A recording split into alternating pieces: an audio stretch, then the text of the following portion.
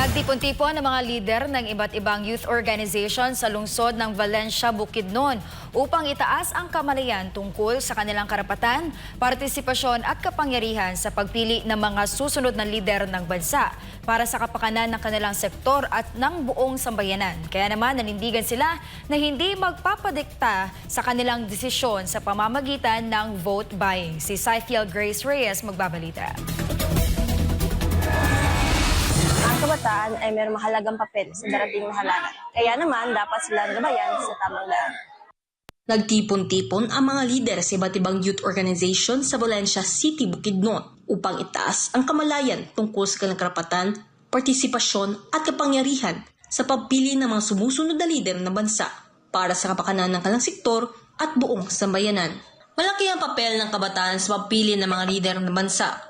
Noong 2022, tinatayang 52 to 56% ng mga rehistado botante ay nasa edad 18 to 41. Katumbas ang mahigit kumulang 37 milyon. Gayunpaman, mababa pa rin ang turnout ng boto mula sa sektor na ito. Pinagyang din ni Denver Pagonzaga, founder at organizer ng Youth Reformative Movement, na layunin ng kanilang aktibidad na hikayatin ang kabataan na maging mapanuri at hindi mapagdikta, lalo na sa pamamagitan ng vote buying.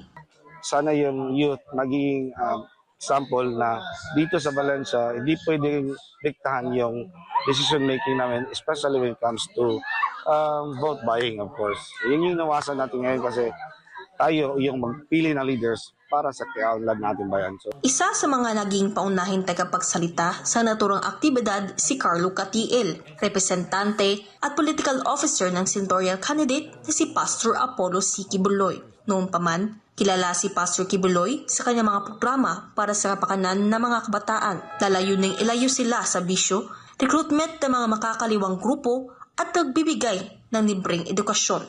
Ngunit sa panahon ng fake news at disinformation, lalo na sa social media, naging madali para sa ilan, lalo na sa mga kabataan, na maimpluwensyahan ng maling impormasyon ukol sa isang individual o isang kandidato. Kinahanglan natay critical thinking. Una-unaon yun nato, kabalutan mo balanse. Once you cast your vote, kabalo ka, masingin mo siya. Kaya tungkol mauna ay langgi panaan. Nagpahayag din ng kanilang pananaw ang ilan sa mga kabataang dumalo na hinihimok ang kapwa nilang youth na maging mas responsable sa pagboto. Ayun po, ang pagpili po, syempre, maraming mga usap-usapan sa social media or maririnig, pero we have to be the ones to really research po, and yun po, talagang tingnan natin if meron na bang nagawa, if meron na pong resibo, yan po.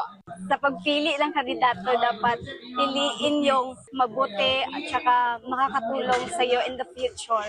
Dili lang kay sa money na tagaan sila og money.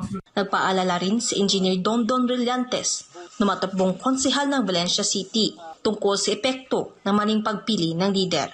A message is to the youth: please vote wisely, choose patriotism. Huwag magpadala ng pera, nauubos lang yan sa isang araw. Pero yung consequences kapag nabudol tayo ng politiko is devastating talaga. Mula sa Valencia City, Bukidnon, ako si Saifiel Reyes, inyong citizen correspondent, nag-uulat para sa Diyos at sa Pilipinas natin lahat.